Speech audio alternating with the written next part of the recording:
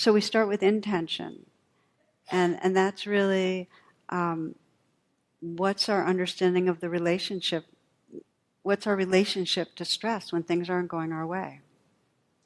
So what happens the moment we're really oh God, I'm really stressed out. What's going on? Well, most of us think we shouldn't be stressed out or resent the stress or feel oppressed by the stress. And there's some wonderful research recently that our attitude towards stress, how much it affects us on a physical level.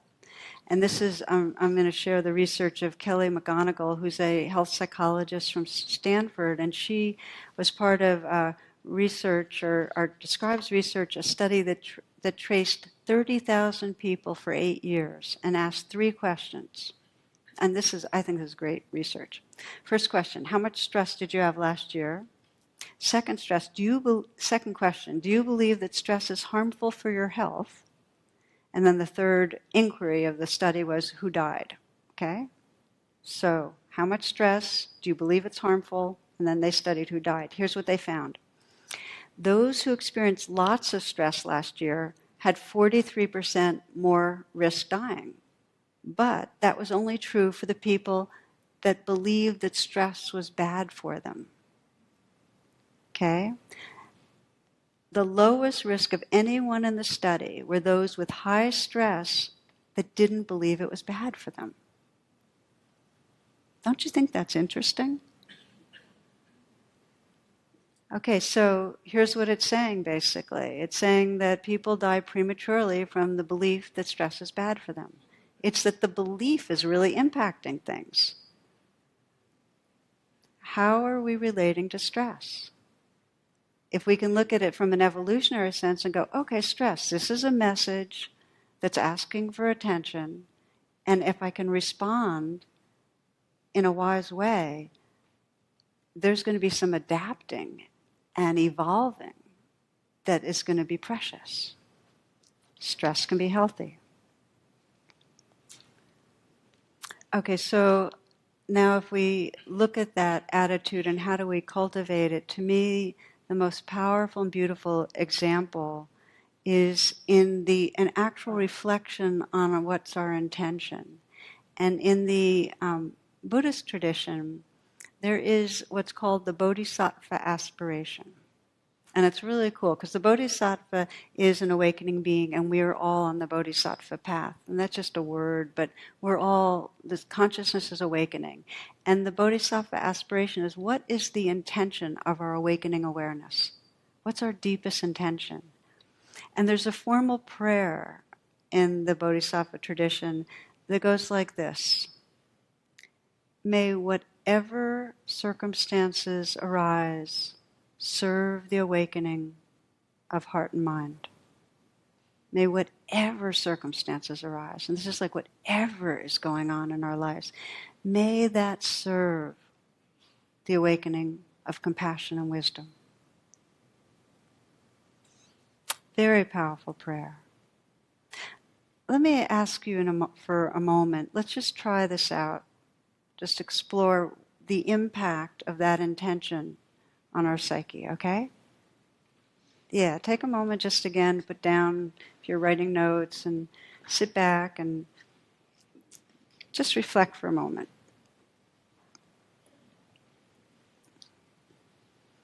And we'll bring it current this time. This time, how about bringing to mind whatever you sense is the biggest stressor in your life right now? Okay, and it might be your health. It might be the health or well-being of somebody you care about. It might be finances.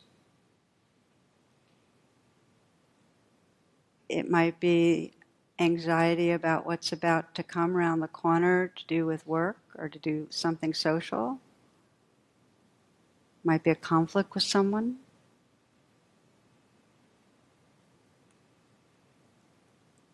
Just bring to mind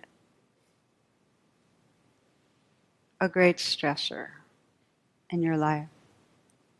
And the first thing, once you bring it to mind, is just to ask yourself with curiosity, well, how do I relate to this?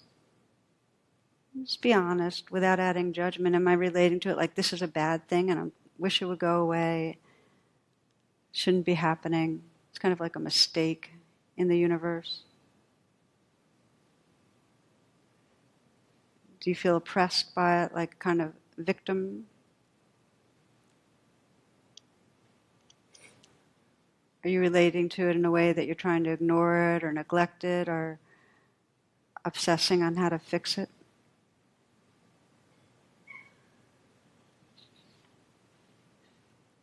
Or is there some sense or some part of you that is recognizing this as part of your path?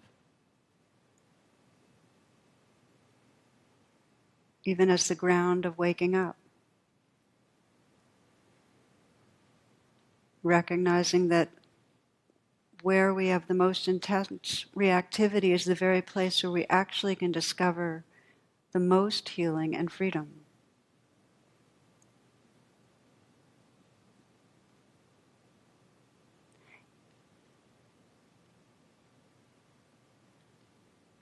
You might sense your being holding this stressor in your attention and exploring this prayer.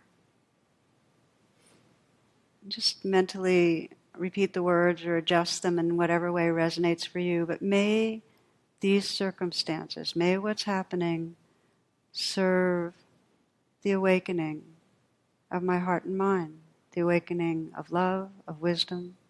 May this serve.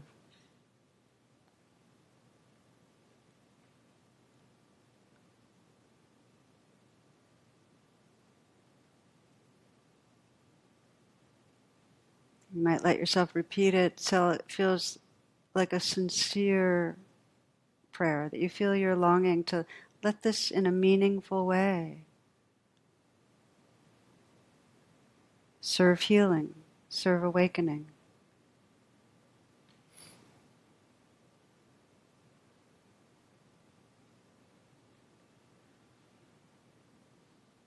And you might, with some curiosity, turn it into a little bit of an inquiry. How might this serve? How might what's going on right now serve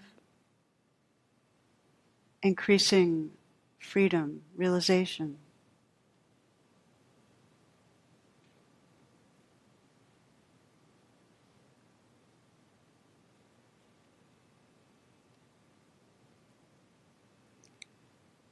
And just notice the power of offering this frame, this understanding to the stresses in our life.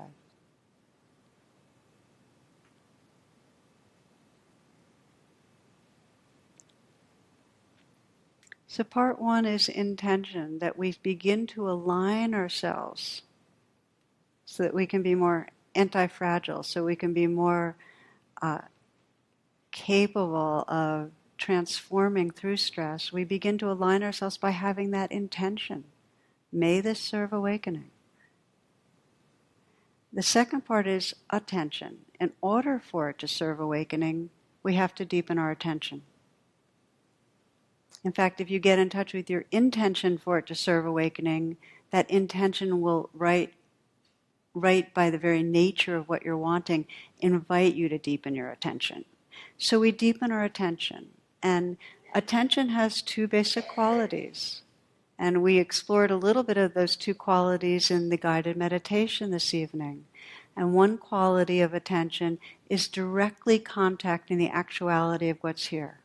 That means if you're feeling that stress, for that parent that was feeling the stressor of feeling hurt and angry, you directly, like it's with the in-breath, it's like you let yourself contact that feeling. That's the first part of a wise attention, recognizing and contacting what is true right in this moment. And the other facet of presence is really allowing what's there to be there. It's like sensing the space that really lets be. And there's a natural quality of acceptance and kindness in that. That's the sense of the out-breath, breathing out and sensing the space and the kindness and perhaps the love that really holds what's here. I like the metaphor of the breath because I think it helps us stay connected with this practice of contacting what's here and also sensing space, because we need both. You know, when I mention anti-fragile, I think physical exercise is a really good example because, you know, if you think of how we build muscles, you have to stress muscles, right? To build them, they have to kind of tear them down some, and you also have to have recovery time. If the stress is the tearing down is kind of the message of breaking it apart and so on, you have to have the recovery time so that they can heal, so they get stronger. And that applies to the heart and the psyche too. There has to be some breaking apart and opening from the habitual patterning and really contacting, letting the brown be opened up in our being. And we need the space and the stillness and the awakeness to let that then integrate in a new, more free way. Okay? So, some of you might have heard of Anthony DeMello. He's a Christian teacher, mystic. He says enlightenment is absolute cooperation with the inevitable. Absolute cooperation with the inevitable, which means the inevitable arises and our attention both contacts it and allows it. Absolute cooperation.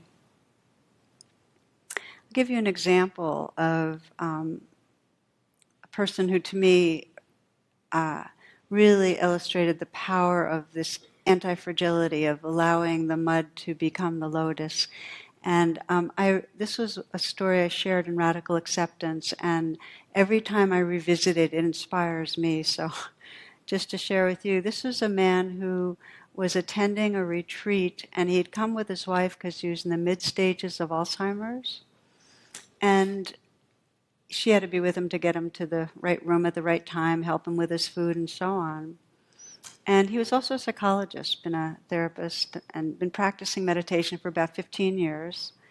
And I met with him. We have, at these retreats, we meet to work on how practice is going. I met with him, and he was pretty cheerful, and he was kind of aware of what was going on in his mind. And so I said, well, what gives that you're, in this, what gives you this buoyancy, And his first response was, I don't think anything's wrong. And he said, it's like the fall, when the leaves are falling, and it's not wrong, it's just a season.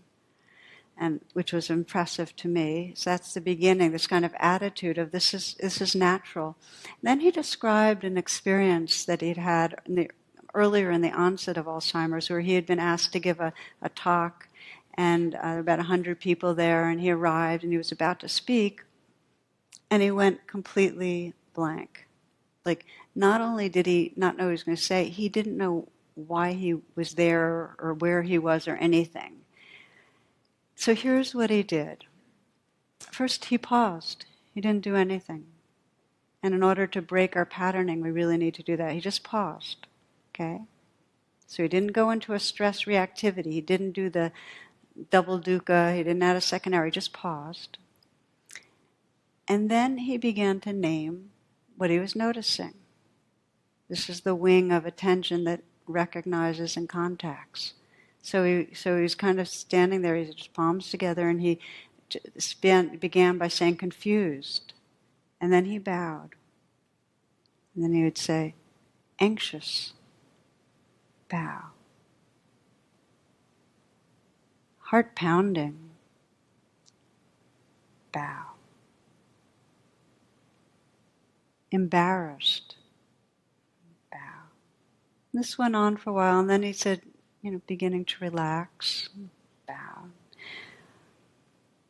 Finally, he apologized, and one person in the group said, no one has ever given us the teachings this way. And what had he done? To me, stress had come up, real stress, and rather than reacting, he had paused and he brought presence. The two wings, he named what was going on, and with the bowing, that's like creating that space. It's like honoring, this is the life that's here. Absolute cooperation with the inevitable. Full presence. Remember, stress times presence equals evolving. So what happened in those moments? There was a shift in identity. Rather than being the egoic self that was trapped and caught in something off and scared, and gradually in the naming and honoring what was here, something opened. He began to inhabit a larger sense of being. So the confusion and stress might have still been there, but his sense of his own being was large enough to include it. He responded to the stress in an adaptive way. That would be the evolutionary description that allowed him to transform from an egoic identity to a sense of awareness, tenderness, presence that really is the truth of our being, true nature.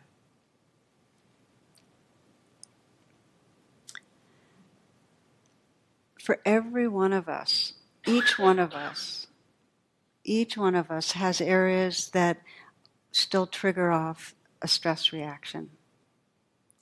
And in the moments that we actually say, oh, okay, this is the grounds of waking up. Please, may this serve awakening. That intention invites us to pause and deepen our attention, as this man did.